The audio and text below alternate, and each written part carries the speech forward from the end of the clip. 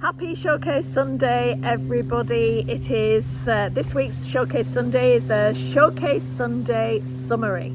And this week's Showcase Sunday summary includes David Ramm. Now, David Ramm is an expense reduction analyst. He is an expert in his field, reducing your costs within business. He's offered a free one-to-one introductory call or discovery call where he can give you extra top tips and help and support. Now, David actually works with multi-million pound organisations, but he's also offered it to anybody who's not quite at that level. So over to you to hear David Ramm's 5 top tips. Okay, thanks, Alison. So yeah, I'm David Ramm from Expense Reduction Analysts, or ERA for short, and as we're known. And basically, we are specialists in overhead cost optimization and reduction. So we work through a range of sectors, everybody from charities to manufacturers, retailers, wholesalers, professional services, education. You name it, we cover it, because everybody has overhead spend. And I suppose the reason that I do it is I want to get the best value out of the supply chain for my clients. That gives me the buzz when we do a job well, and they get value out of it, and save some money, and some other added values as well. So David, have you got 5 top tips that you could possibly help and support anybody watching right now until they come and speak to you?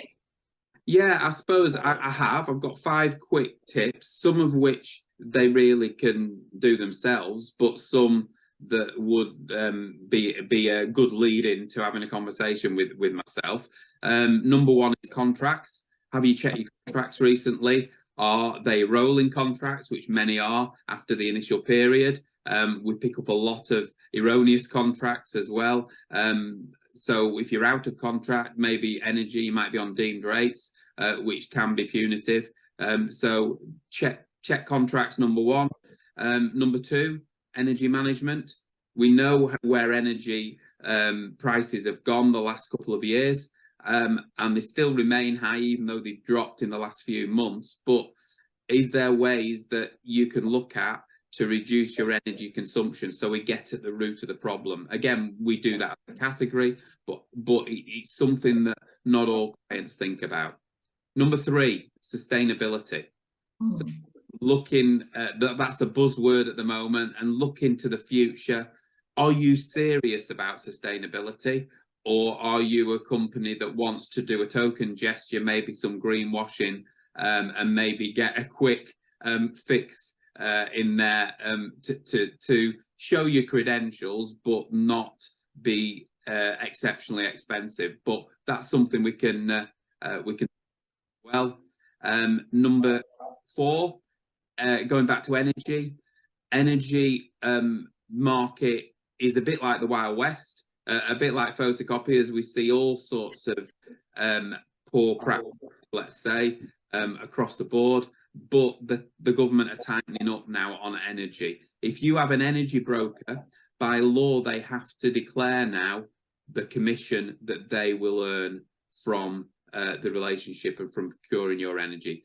The vast majority are still not declaring that, even though it's a legal requirement. So number 1, have a look at your contract. See if there's anything in there. Ask your energy broker what they are getting paid, because it should be in black and white for you. And again, if you want to talk to us about it, that's fine. We can talk about that. And number 5, I suppose is a very generic tip, Alison. Consider whether you know what good looks like. I mentioned it earlier. A lot of our clients have done work themselves in certain cost areas. We will then pick them up for them and get them the icing on the cake. And, you know, in many cases, it can be another 20% cost savings on top of what they've achieved themselves, mainly because we do know what good looks like. And our specialists are not there to tread on people's toes, but they are there to add value to that business. And the fact that they are in the market every day, and the fact we've got over £1 billion worth of spend under review at any one time, means that we do know what good looks like and can get those results. Amazing. And how amazing is that to help you to reduce your costs in your business and your expenses? So thank you very much, David. Fantastic 5 top tips there. Lots of content and lots of help and support for you. And the next expert in the field is Nigel Cliffe. And Nigel Cliffe is Value Exchange Limited, and it's all about using LinkedIn professionally and engaging business through LinkedIn. And he gives so much unbelievable, really valuable content and top tips for you to use right now in your business. So over to you, Nigel. Yeah, thank you, Alison. Yeah, it was great to meet you a couple of weeks ago. It was super day, wasn't it? Yeah, really. You know, I love being on stage. So it was great. Yeah, my name's Nigel Cliffe. I'm a LinkedIn trainer, consultant. I like to use this word sometimes, performance coach, because it's actually about changing habits, and that's a big thing for me. Everybody knows about LinkedIn to some extent, but very few people I speak to actually use it successfully. I need to make a difference. So so LinkedIn training, done this full time for 10 years now. A couple of years before that, I kind of did it part time. As I was getting into it and thinking I like doing this, as a consequence of doing it and using LinkedIn myself and winning business on LinkedIn for a business I had before the one I have now, I thought, yeah, this is great. And then people start saying, Nigel, that was interesting. Can you show us how you did that? I went, yeah, I guess I could. What have I just done? So one thing led to another, and I became a full-time LinkedIn trainer 10 years ago now. Yeah, can't believe it. Why do I do it? I think you said. Do you know what? I summarize it like this: I change people's lives. As a result of what I do, I change lives, and that is really powerful. So I'm, it's a gift, and I'm, so grateful I have the opportunity. From mental health experts to rocket scientists and everything in between. As a result of understanding how to utilize LinkedIn better, I've helped so many people have a distinct change in their lives, which is, I guess, what my driver is. Nigel, what are your 5 top tips that you bring in today? Limit it to 5. Do you know what? It's so hard, but let me give you some. Okay, optimizing. There are 2 things right at the top, Alison, we need to do. Optimize your profile, the whole of it, for people and algorithms. And the second thing is to engage on the platform. So there are 2 key tips I've got to tell you.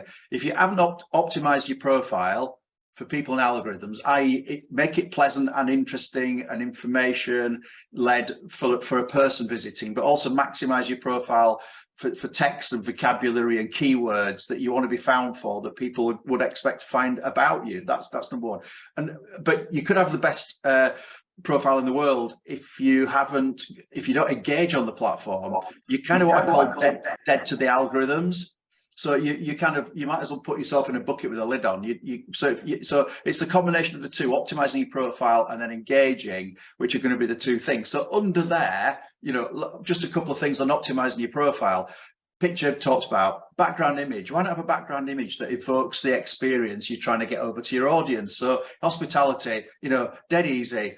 People around, in a ballroom having a fun, or in a meeting room, people relaxed in a meeting room environment, or in a bar. What a great shot of the bar. People enjoying themselves, having a good time. It's dead easy, honestly, to put an image there that evokes the experience you're trying to get across. What about maximizing your headline? That's the characters that appear underneath your name on LinkedIn. You've got 220 characters is my advice, because it gets clipped at various stages to use. The first 40 characters of which, by the way, you will always get to see typically. So you've got to think of it through sort of 2 lenses. First, what are the first 40? How can I maximize the first 40 characters to get my message across? Then extended use of characters up to 220. You can tell a bit more about yourself, and think of it not through the lens of it's not all about me. It's about what I can do for you. Think of the way that your audience is looking at you and thinking, well, how can you help me? And what you need to do is sort of sometimes reverse the psychology of, I know you found me for whatever reason. Let me confirm this back to you about what I can do for you. with the keywords, you know, that are relevant, making you sound friendly, you know, interesting. And if we get that across, we've done a you know, image, background, headline. We tick the box already of so many things that people do optimize just to get through the you know, like the first barrier, that we're over the first hurdle to get people to want to know more about us. So there's a couple of quick tips on profile. On engagement, let me give you a couple. Do you know what? Most people feel the pressure of posting. And posting is brilliant, and sharing content that's going to be valuable, you know, knowledge enhancing, interesting, perhaps entertaining is all good. But some people just don't have the confidence to post. Oh, you know, I watch other people do it. I've got the confidence. That's a whole new subject. So I'll tell you what, one most powerful thing: engage with other people's content first. You could be just as successful on LinkedIn if you never posted, by simply engaging with the audience that you want to have an influence on for the future. You know, go and like the comment. That's easy. Click, done. But actually, if you find something to say that's valuable on somebody's post, then commenting. You know, people see your comments, and you build your audience and your character and your personal brand by simply commenting, engaging on other people's content. Hugely powerful tip. Most people completely underestimate the value of that. Well, just throw some of those quick ones in. What about personalizing all the requests to connect? Don't just hit the connect button. I want to connect with you. What's the point in that? I don't need connections. Honestly, I don't. I love relationships. Let's have something to say to each other. Let's become, you know, friends, even if we never meet. Let's have something go. I don't need you as a connection. You know, I want to connect with you. I accept. What's the point in that? I've got another connection with somebody I don't know and have no idea about. Personalize the connection request. Tell me why you want to connect with me, and I'm far more likely to accept the connection request when you've opened some dialogue with me. And lastly, let me give you another tip at the end of that. The most powerful reason for becoming a connection on LinkedIn is the facility then to message each other through the LinkedIn platform. So we can now message each other. We're not limited to the opening characters of 300 to connect with somebody in the message. We can now, you know, talk to each other. And the power of direct messaging is brilliant, because you can pace the time frame at which you build up that relationship, just to say, hey, you know, thanks for being a connection. When somebody accepts, you know, I look forward to seeing you around here. Then a week later, oh, do you know, I found this related to the hospitality sector. Did you know about this feature of, or this new place that's opening, or blah blah blah, this new bar opening in Leeds or wherever it might be? Oh no, I've not come across that. And you're showing interest in that person, so you build up that relationship, you know, step by step, building trust. Huge word. Building trust in your personal brand to extend that conversation. And, you know, after you've done that a few times, this person's feeling really, I'm just really comfortable around them. Yeah. And then you can sort of hit the killer questions and, like, you know, hey, look, we've got such a lot in common. It'd be really nice to have a coffee with you over Zoom for 10 minutes just to say hello. How are you fixed? Oh, that'd be really nice. And, you know, that's the point of connections. It's relationships. It's you know, even if you're never going to do LinkedIn training, it doesn't matter. We've opened up a dialogue, which means that if you like what, you know, the relationship we have, even though you're never going to be a client, and somebody says, oh, I'm looking for some LinkedIn help, you know, oh, I met, you know, I've seen this guy Nigel around. Oh, do you know what? We had a coffee together. What a really nice experience that was. And you know, I've never worked with him, but you get recommendations if you've even worked with people. Yeah. What's not to love? So using direct messages in LinkedIn when you're a connection is hugely powerful. So there's a few. Have I ticked 5 boxes? I think there's more than that. Fantastic. Thank you, Nigel. Absolutely amazing content. You can use that right now, the 5 top tips, and it'll already have an impact in your LinkedIn profile. So the next Showcase Sunday interviewee was the outstanding Mel Kinsella from Kinsella HR. She is a HR expert. She looks after and supports many businesses in human resources, and she's given some incredible top tips. So over to you, Mel. Okay, hi everyone, happy Sunday. I'm Mel Kinsella, and I am the Director and HR Consultant for Kinsella HR Solutions. What I do, I support small to medium-sized enterprises with all things people related. So what does that mean? If you've got concerns over your productivity, a very hot topic at the moment, if you've got problems with performance or absence, disciplinary grievance, or you just want someone to come in and coach individuals and support them with what your expectations are as an organization, I can come in and do all of that. And the killer question is, why do I do it? And I do make a lot of people laugh, because I always say, if you cut me in half, it's all HR. Everything that I've been doing over the past 25 years, it's all been either learning and development related, educational related, or HR related. So I do it because I'm passionate about it. And if any of you do know me that's tuning in on this wonderful Sunday, you'll know that I eat, breathe and sleep all things HR. I'm currently the CIPD chair for Cumbria. I interact on a regional and national basis, and I talk all things HR. So that's why I do it, because I'm passionate about it. And as always on our Showcase Sunday, we ask about 5 top tips. Have you, Mel, got your 5 top tips to help and share businesses right now around the UK? So first top tip, be clear about your expectations. Again, as I've just said, Alison, I've spoken to so many people and I've had to get rid of such and such a person because they were, they weren't aligned to my organization and stuff. So my 100% top tip, what's the purpose of your organization and what are you expecting from your employees? Top tip number 1. Be clear about your goals and your objectives. What are you trying to achieve in the next 3, 6, 9, 12 months? Take the employees on that journey, because there's nothing worse than having an employee that don't understand the objectives of this organization or our direction of travel. So that's top tip number 2. A big one that's come up quite often in conversations I have with clients, flexibility. I run a restaurant that runs from X time to X time, or I run a hotel and it runs from X time. I can't afford for people to be off or having that flexibility in their lives. It's a major thing at the moment, and it's something that as a business owner, you need to have that flexible mindset yourself. So if you haven't got any flexible policies, I would really encourage you to think strongly about your opening times, the times in the weeks that you open, all of that type of stuff. It's really important to people that you could potentially employ. A big one for me is be kind to yourself.